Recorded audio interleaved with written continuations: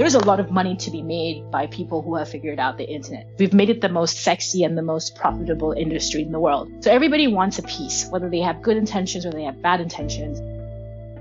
Hi, welcome to The World Unspun, a brand new podcast series from New Internationalist magazine. I'm your host, Maxine Betteridge-Moes. You just heard from Nanjala Nyabola. She's a Kenyan writer, political analyst, and the author of 3 books on digital technologies. She also edited the latest issue of New Internationalist magazine on disinformation, and is just generally a very impressive person. I was thrilled to interview Nanjala for our first episode of this show. She's someone I've been following for years, and she manages to make this complex and abstract subject matter super accessible, and I think she presents some original ideas you likely won't have heard elsewhere. That's really one of the things that we were trying to put across. Look at information as the thing to be studied, not sort of the kind of society that people live in. Because democratic societies have been incredibly vulnerable to the misinformation tactics that have emerged in the last 30 years with the digital age. Throughout our conversation, you'll hear us make reference to several articles in the issue, including Don Kevin Happel's piece about the Philippines' disinformation machine, Conrad Landin's piece about the infamous document that brought down Britain's first Labour government, and Samira Saulani's piece on the role of fact-checkers in combating fake news. Nanjala's overarching argument is that we need to understand how information exists within an ecosystem rather than in isolation. It sounds complicated, but you'll hear that it actually makes a lot of sense. Suffice it to say that Nanjala is in high demand. I managed to catch her between moving house and while juggling multiple deadlines, including another book project that's due out next year. Midway through our conversation, you'll hear her step out to pick up a delivery before jumping right back into the conversation. Thanks for listening. We hope you like the show. To read more of our award-winning, in-depth journalism, visit our website at newint.org.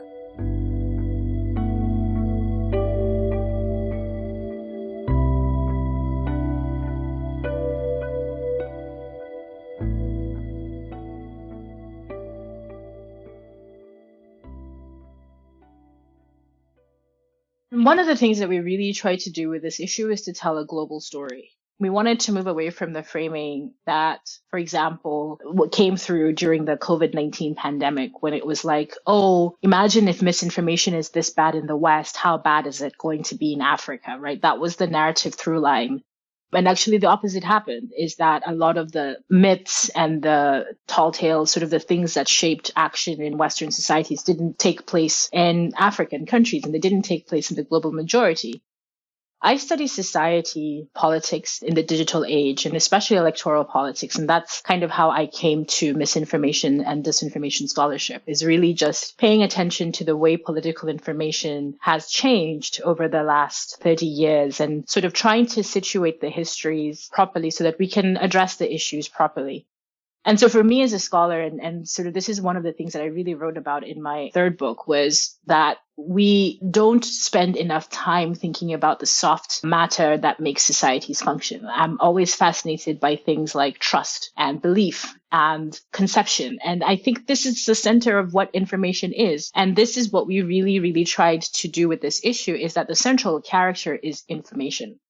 The central character is not the person, it's not the institution. It is really information as a central pillar of the political process. And I said political deliberately, not democratic process. And that's, I think, one of the things that comes across in comparing, for example, Conrad's piece to Don's piece, right, is that the Philippines, is a complicated democracy. It has a lot of issues with authoritarianism and state violence, and yet can still be an epicenter of this global information ecosystem. So that's really one of the things that we were trying to put across in the piece, is that look at information as the thing to be studied, not sort of the kind of society that people live in. Because democratic societies have been incredibly vulnerable to the misinformation tactics that have emerged in the last 30 years with the digital age.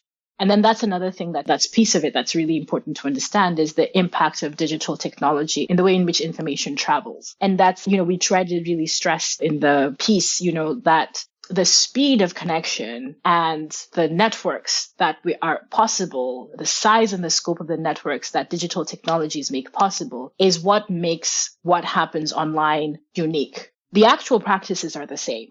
Politicians lie, politicians have always lied, and politicians will keep on lying. And the political system, requires to be a democratic system requires a great deal of vigilance. That's never changed. But what digital technologies make possible is, number one, that we are able to connect with each other on a completely unprecedented scale. At the peak of Facebook, there were 3.5 billion users. That's about half of the world's population was on Facebook at one point. And potentially sort of talking to people who are outside their closed network of people that they see every day, or people who they talk to every day. And that shifts our perceptions of, the space that we have for political action. And we're seeing this in Gaza. We're seeing this sort of global conversation about the rights of Palestinian people. And digital technology is playing a very important mediation role in that. And then the other thing, as I said, is the speed at which you're able to do that. That's another thing that digital technologies do that wasn't really possible before. There's a great saying that I really love, is that a lie has raced around the world twice by the time the truth sits down to tie its shoes. And this is partly because of the economics of online information, that most reputable media houses, they put their content behind paywalls because they have to pay journalists and they have to pay editors and they have to pay fact checkers and they have to figure out that. But people who are telling lies don't have to invest in any of those systems. They can just buy a website and put whatever they want on it and people will consume it. And so those are the things that we really wanted to emphasize to readers, is that these are the key things that digital technologies do differently. And that's where the scope for action lies.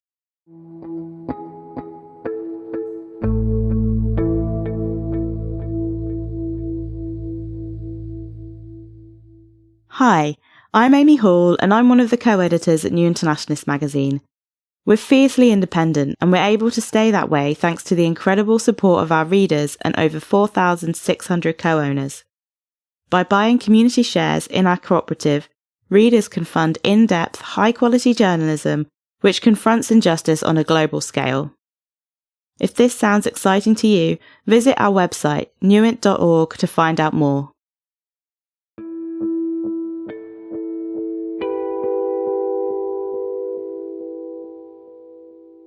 We know that there is a profit-driven model behind the spread of lies, and that politicians and leaders will use misinformation to spread ideologies and propaganda. Do you feel like, both through this issue, but also in your work more broadly, do you feel like you've gotten closer to really understanding the root of why misinformation spreads? I think the profit is definitely part of it. That, there's a lot of money to be made in the internet. Let's just take a step back.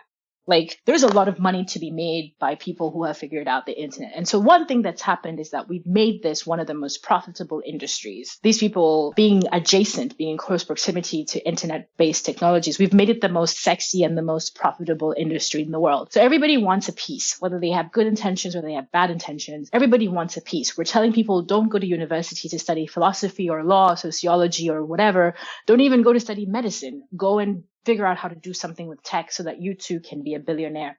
We've shifted the aspirations of billions of people away from sort of value-driven sort of employment or professions towards this very value-free, or what appears to be value-free industry. That's the big meta issue. And when you tie that to the information question or the misinformation question, then you start to see that you've attracted both people who have good intentions and you have people who have bad intentions, and they're driven by the profit motive. And it's a marriage between those people and the people who have a great incentive to use their money and their influence to shape politics. Because I think neoliberalism is the handmaiden of fascism, right?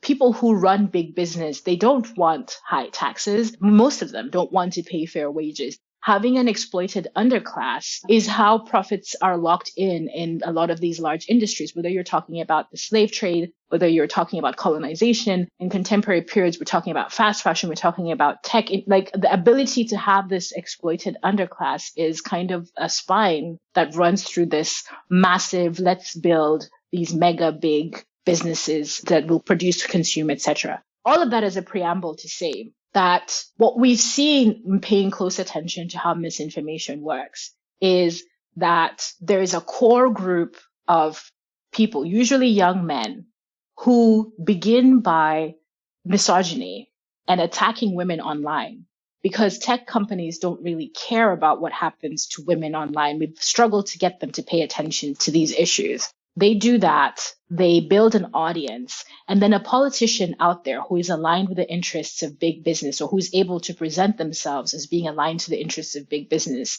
comes in and weaponizes those networks to be able to spread misinformation online. And that politician uses that platform to then go back to the people who own big business and industry to say, hey, I am the candidate who will protect your financial interests. If you are able to separate your political interests, having a democratic society is good for business. Having rule of law is good for business. But there's this idea that if we take the short-term gain, which is profitability, then we don't have to pay attention to the other stuff.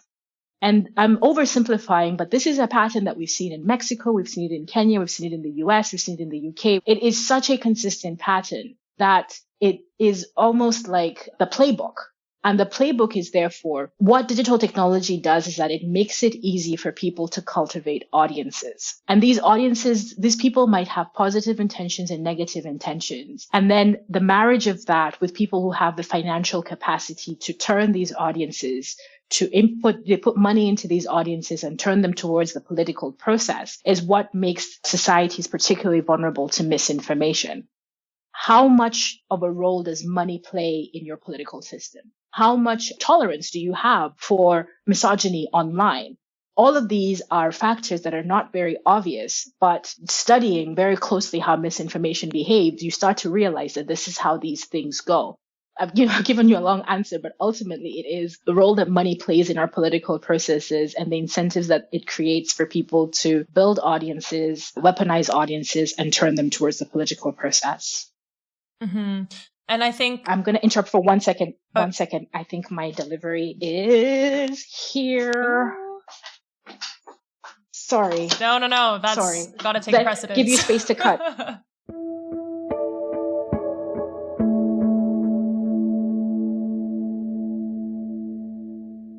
All right, I'm back. Cool. So I wanted to touch on something that you said around the workers within the troll farms. Something that I think comes across well in Dawn's piece in the Philippines is these workers who are basically the ones doing the dirty work of setting up the account pages and spreading the lies. And I think it's very easy for us to sort of point the finger and lay some of the blame on these people. But I think in actual fact, these people are probably just as much victims of this misinformation ecosystem as the rest of us. And I'm wondering if you can sort of help us understand who the actual architects of misinformation are. Can we put a human face to them? And how do we sort of shift that focus to not the little guys, but actually the top dogs? This is, again, another reason why I really encourage a systems level thinking and not sort of crisis to crisis or moment to moment kind of thinking. Ultimately, the patterns that we're seeing with the misinformation industry are so similar to other industries that we've seen in other capitalist systems, that there is an exploited underclass that does the dirty work because there are almost no other opportunities available to them to make a meaningful living. We've sort of constrained their scope for economic action to a narrow set of choices for various structural reasons. And then the exploited underclass might not have a full understanding of what the impact is of what they're doing to the global system. And then you have a handful of people who are making profits, middlemen, the sort of merchant class, who are making intermediate profits from those by aggregating the proceeds from the labor of that exploited underclass. And then you have a group of people who are making super profits, right? The oligarchs, the people who are at the top of the system, who are sitting on top of these piles and piles and piles of money that is accumulated through the exploitation of everybody who is below them in the food chain. And it's sort of very banal and very, capitalism 101. But it's so weird that, people have been reluctant to take this systems level approach to understanding what's going on in the digital age. The reason why young men and women, especially in countries like the Philippines, right? Let's take the Philippines as an example. One of the reasons why the Philippines is such a hotspot for these misinformation networks is because it has this large population of English-speaking young men and women who are too educated to do farm labor, to do the kind of low-level employment that would be made available to them in an agrarian society, in a capitalist agrarian society. And these jobs are presented to them as tech jobs, as jobs that will put them in the pathway towards the kind of sexy lifestyles that we're told tech entrepreneurs are owed, that this will put them on the path to becoming the next Elon Musk and the next Jeff Bezos. And it's just fundamentally not true. It's not a pathway to that. It is a little bit of dirty work that is needed to sort of make this industry take over. And then the middlemen are usually in third countries, people who have that baseline knowledge of the political systems that they're trying to interfere with. So with the US, for example, we had bot farms that were in the Philippines that were owned by Russian companies that had an interest in the American election. This was the 2016 pattern. With the UK election, with the UK Brexit vote, again, these were bot farms that were based elsewhere that had an interest in influencing the electoral outcomes. Meta, which publishes these reports on coordinated, inauthentic behavior on Facebook and all of their other platforms, issued a report that the misinformation ecosystem in the Central African Republic was actually Russians who were trying to influence, who were in, I think it's a European country, I forget where, but Russian speakers who were putting English language misinformation in the Central African Republic social media and French language, and then that they were people in France who were putting misinformation into the social media on the Central African Republic, promoting contesting narratives. And it was basically a proxy war that was happening online. And so it's this kind of sort of the middlemen are usually a third country of nationals who are not really political, but really are seeing this as an opportunity to make money, to influence the political situation. And that has very strong connections to the analog influence economy, lobbyists, campaign managers.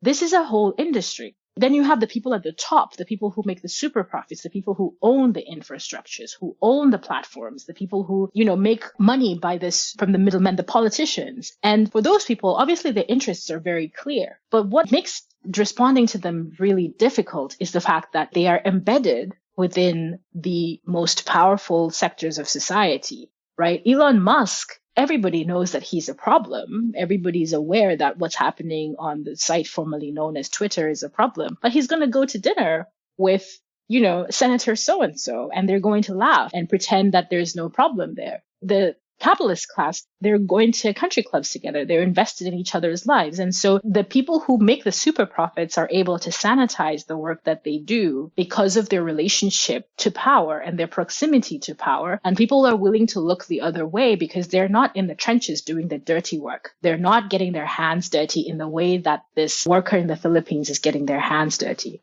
And that's the structures that make all of this possible, is that it's so easy for powerful people to go after the low level people because they can tell themselves that these people are not like us and they're not of us.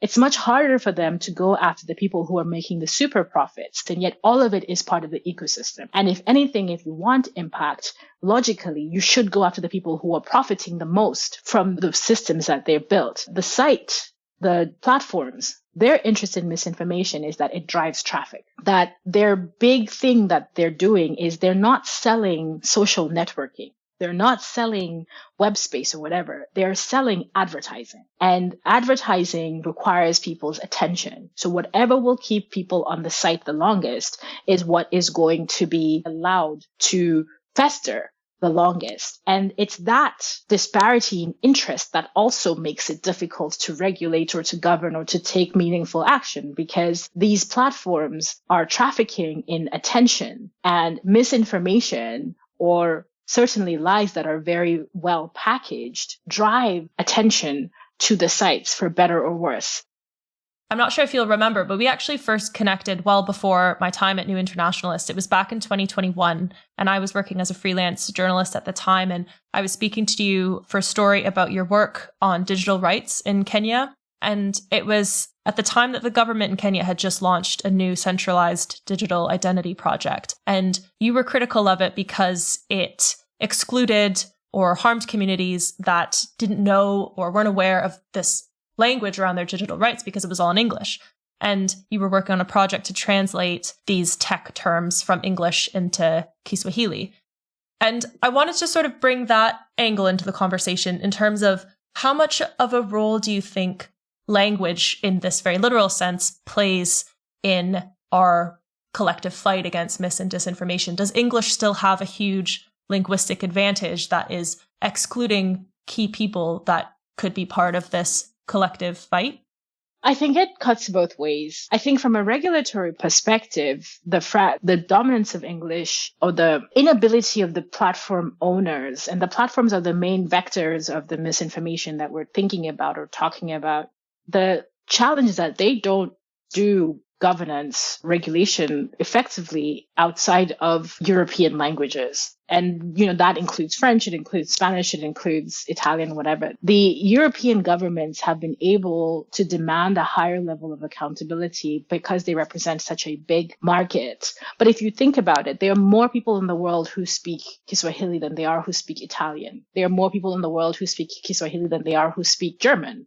There are certainly more people in the world who speak Hindi than they are who speak any European language. And yet you don't see the same investments in content moderation, the same investments in structuring policy in deep and meaningful ways that are rooted in the linguistic context. Because it's not just about translation. It's also about context. Do you know why you are prohibited from sharing certain content and not other kind of content? And that's really the regulatory gap that language presents, is that there's just this idea that the internet user is primarily an English speaker, or certainly a European language speaker who is verbal, who is able to navigate, all of these terms and conditions, and who is able to understand the contextual obligations that arise from using platforms. So yeah, there's definitely still a linguistic gap. I think from where the work that I was doing with the Kiswahili Digital Rights Project, the emphasis was really on, and the motivation for me behind that project was that I didn't want to continue a struggle or a fight for digital rights that was kind of like Moses coming down from the mountain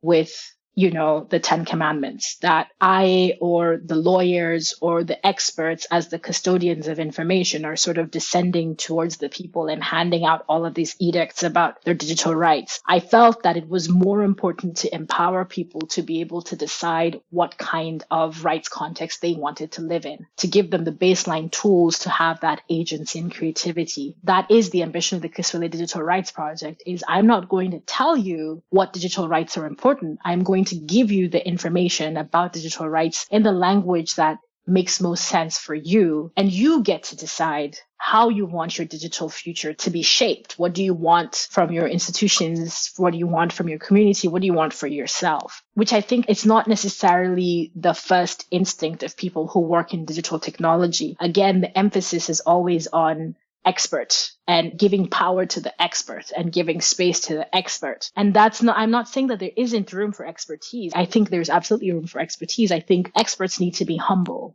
Experts need to listen. Experts need to make space for people's agency and creativity and give people the tools to express that agency and creativity in the language that makes the most sense for them.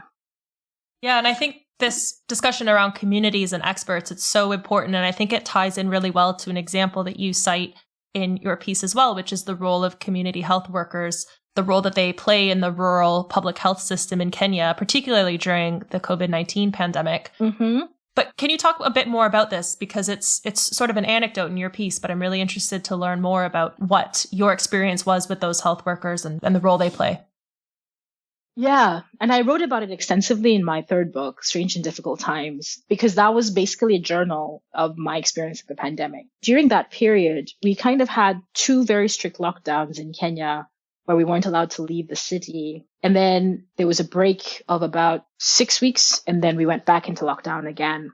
And during that 6-week period, I got on my motorcycle and I rode my motorcycle up to the border with Ethiopia. So the furthest north national park in the country. And there's long stretches. I mean, this is really remote. There's no phone signal. You're off phone signal for like 2 days. There's definitely no internet, no newspapers. The only really connection to the center is radio. And even in some parts, the radio signal doesn't really hold. But everywhere where I went, I would stop in these very small towns. And I'm using the word town very loosely because it was often like 2 shops and a health center and or like, 3 or 4 shops sort of selling the same thing and a water point.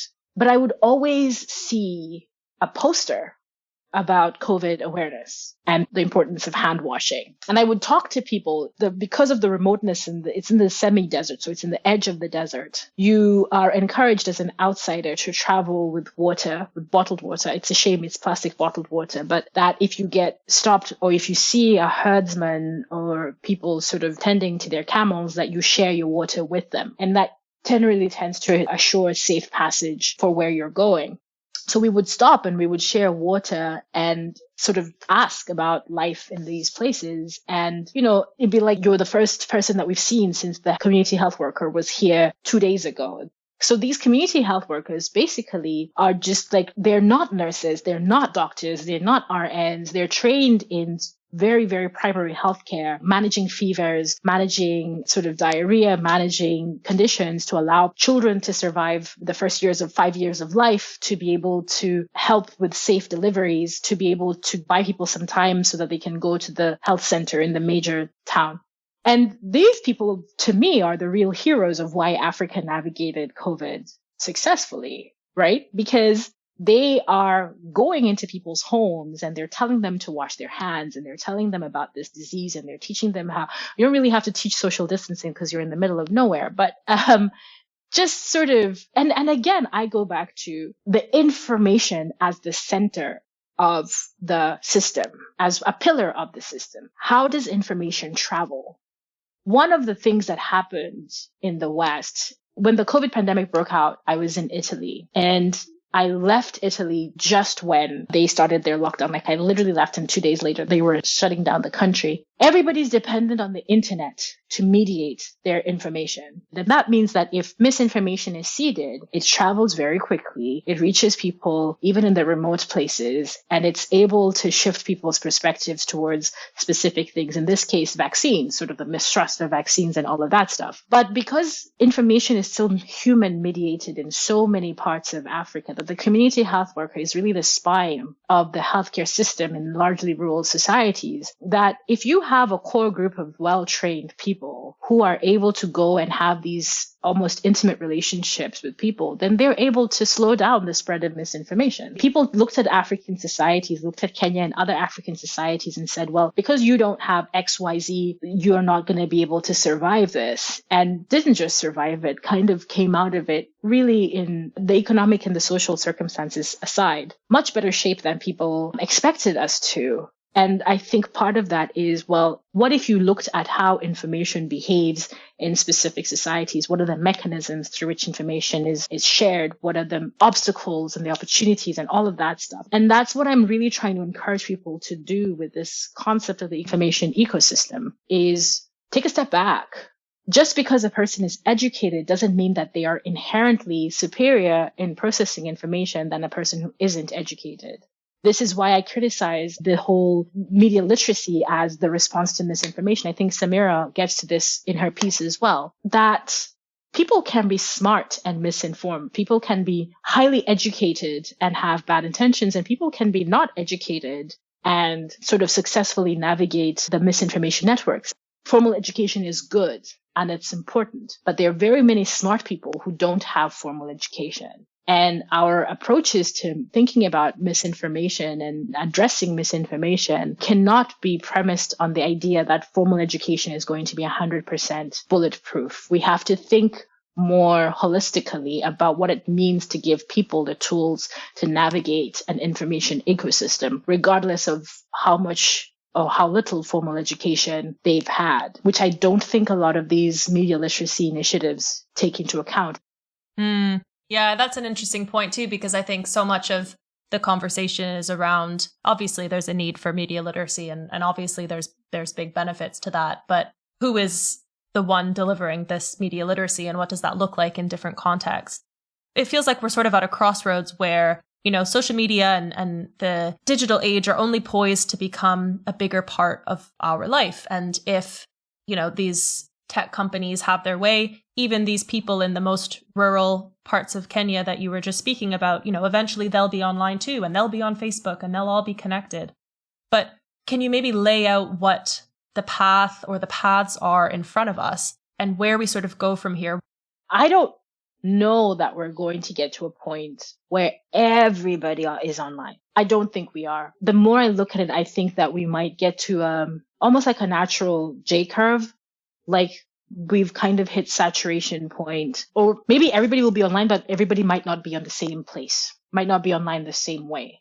So I feel like it's important to say that our digital future might not be homogenous. I will probably not be homogenous. We need to prepare for a future where people are online in different ways. The second thing is that what do we do next? I think there's calls to action for different groups. I think as citizens, as ordinary people in the world, the most important thing that we need to do is become more conscious in the way we consume and disseminate political information, and be more aware of sort of how our political behavior is shaped by the information that we consume. And this sort of takes us beyond media literacy in the narrow way that it is defined, to becoming conscious consumers of information. I think there was a window in which we were conscious consumers of information, and people read newspapers carefully, and people watched the 9 o'clock news carefully, and people listened to the radio carefully. And I think we need to bring back that intentionality to the way in which we engage with digital information as part of this broader information ecosystem. I think for those of us who work in digital rights, I think it's very important for us to be more plural in the way we see the world, and sort of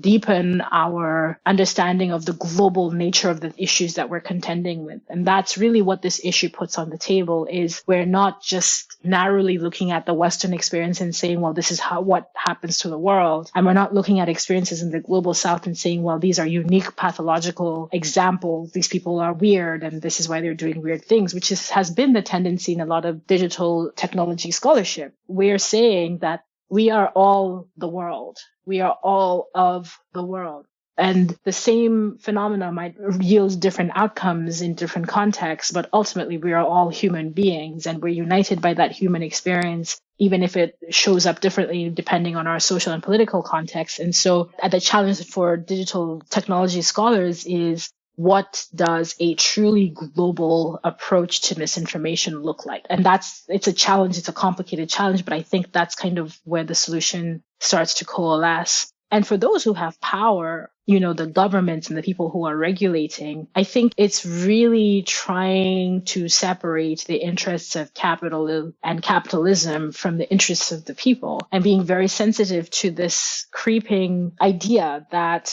more money equals, more democracy. I think the neoliberal lie that unchecked consumption would lead to more democracy and peace. This is what the 1990s, end of the Cold War, this was the narrative that took shape. And I think we're reaching a point where we're seeing the limits of that approach. And the challenge for those who are regulating is to really be more sensitive to the sort of capitalist neoliberal underpinnings that shaping behavior and action.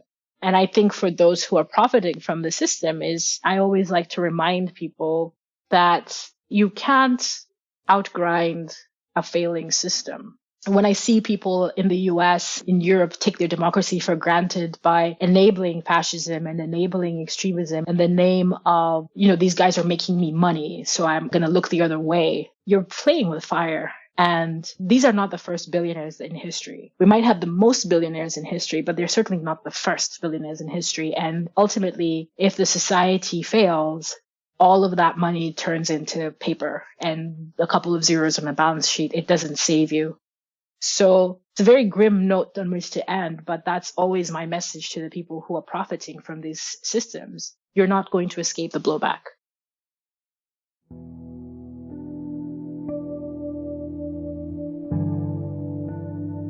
That was Nanjala Nyabola, the guest editor of the latest issue of New Internationalist magazine on disinformation. You can read her full article, along with other pieces mentioned in this episode, via the links in our show notes. New Internationalist is an independent media cooperative based in the UK.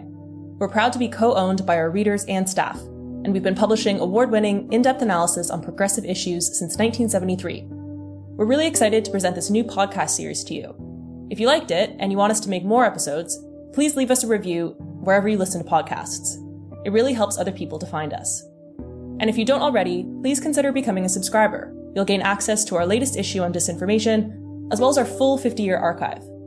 Listeners to the show can get 20% off their first year of a print or digital subscription to New Internationalist by using the promo code TheWorldUnspun at checkout. That's it from us. This episode was hosted and produced by me, Maxine Betteridge-Moes. I'm the digital editor at New Internationalist. Co-editors of the magazine are Amy Hall, Bethany Rielly, Conrad Landin, and Nick Dowson. Our editorial assistant is Paula Lacey. Our theme music has been produced by Samuel Raffnell-Williams, and our logo design is by Fouz. Audio editing is by Nazik Hamza. Special thank you to Impress, the UK's independent media regulator. See you next time.